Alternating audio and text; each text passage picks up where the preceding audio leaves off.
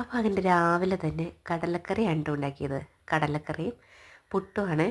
തേങ്ങയില്ലാത്ത പുട്ടുണ്ടാക്കി വെച്ചേക്കുന്നത് നമ്മുടെ അദ്വൈതിനാണ്. അദ്വൈത് തേങ്ങയിട്ട് കഴിക്കില്ല. പിന്നെ ഇന്നലത്തെ ചക്കക്കുരു മാങ്ങയും ചെമ്മീനും വെച്ച കറിയുണ്ട്. ചോറ് വെന്തു, ചായ തിളപ്പിച്ചു, അലക്കാനുള്ള ഡ്രസ്സുകളൊക്കെ അലക്കാൻ വേണ്ടി എടുത്തു വെച്ചു. അമ്പാടി ഇതാ സ്കൂളിൽ പോകാൻ വേണ്ടിയിട്ട് ഇറങ്ങി.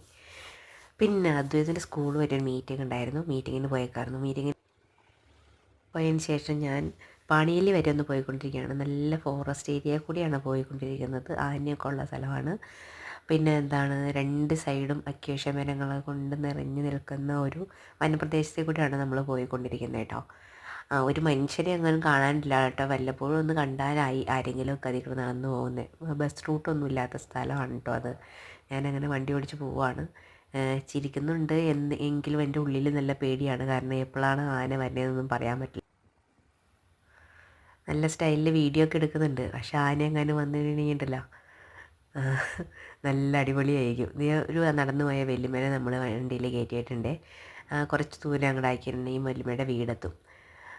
പിന്നെ എന്താ, ഒരു ഗ്യാസ് വണ്ടിയൊക്കെ വരുന്നുണ്ട്. ഗ്യാസൊക്കെ ഉപയോഗിക്കുന്ന ആൾക്കാരാണല്ലോ. പിന്നെ ഈ സൈഡിലൊക്കെ ആന കുടിക്കകത്ത് കയറാതിരിക്കാൻ വേണ്ടിയിട്ട് ആൾക്കാർ കെട്ടി വെച്ചേക്കണ കണ്ടോ, നീണ്ട് കിടക്കുന്നത് കണ്ടോ. അതിൽ കൂടെയൊക്കെ ഇലക്ട്രിസിറ്റി ഉള്ള സംഭവങ്ങളാണ്. ആന വന്ന് ഓരോരുത്തരുടെയും കുടിക്കകത്തേക്ക് കയറാതിരിക്കാൻ വേണ്ടിയിട്ട് കാണിച്ച് വച്ചേക്കുന്നതാണ്. ആനശല്യമായിട്ട് അവർ രാത്രിയാകുമ്പോൾ അധികം ആൾക്കാർക്ക് പുറത്തേക്ക് ഇറങ്ങാനൊന്നും പറ്റുന്നില്ല. അവിടെ ഇവിടെയും കുറച്ച് ആൾക്കാരെ മാത്രമേ നമ്മൾ കാണുന്നുള്ളൂ. ഒരാളെ പോലും പുറമെ കാണുന്നില്ല. അപ്പോൾ ടാറ്റാ, പോയിട്ട് വരാം.